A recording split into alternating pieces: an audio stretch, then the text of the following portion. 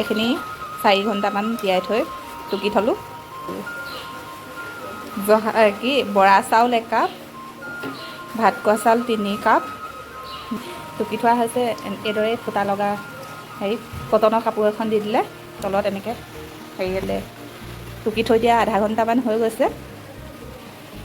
অকল সম্পূৰ্ণ ভাত খোৱা চাউল দি পেলাই কৰিব পাৰে।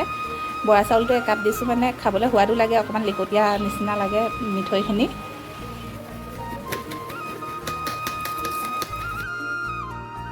ঘিউ অকণমান দি লৈছোঁ।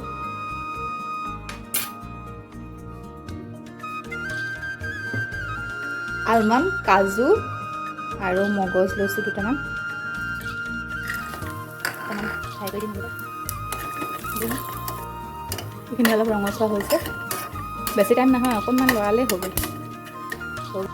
জুইটো জ্বলাই ল'লোঁ। এয়া আমি লৈছোঁ আধা কেজি গুড়, এইখিনি ইলাইচি আৰু ডাব নাৰিকল কেইটামান লৈছোঁ।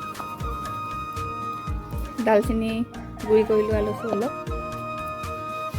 তাৰপিছতে ঘি ইউজ কৰিম।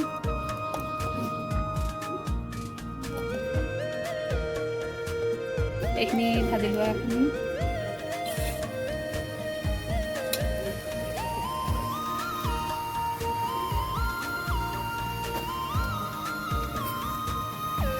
গুড়খিনি ঢলাৰ পাছত হেতাখন ঘূৰাই থাকিব, নহ'লে তলত লাগি ধৰিব। জুইটো চাই থাকিব লাগে, বহুত বেছি জুইও দিব নালাগে। জুইটো গেছতো বনাব পাৰে, এইদৰে লৰাই থাকিব লাগে।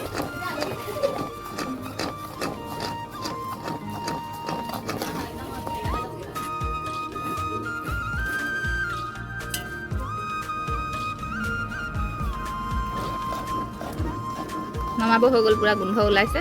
আৰু হেতাখন দাঙি দেচোন। কিন্তু লাহে লাহে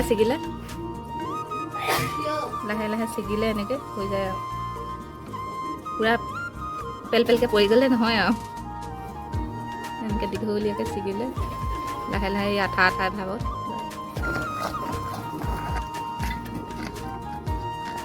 সেইখিনি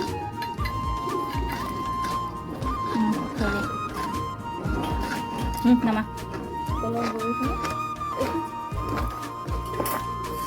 নাৰিকলৰ গুড়ি দি দিলোঁ আৰু এইখিনি ইলাচি গুড়ি, দালচেনি গুড়ি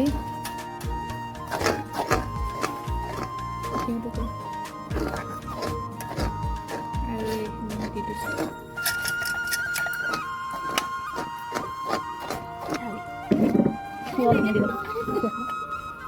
অলপ দি দিছোঁ।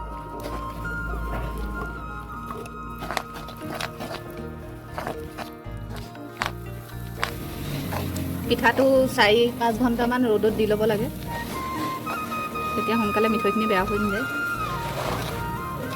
অলপ অলপকৈ পিঠা দি যাম।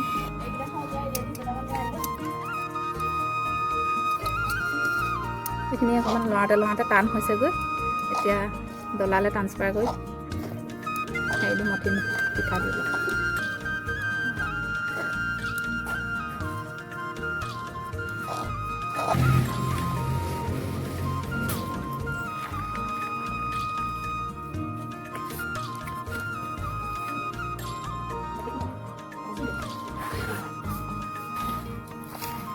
বহুত টান কৰিব নালাগে, পিছত হেৰি গোল কৰি থাকোঁতে বেছি টান হৈ গ'লে দিগদাৰ হয়। বেছি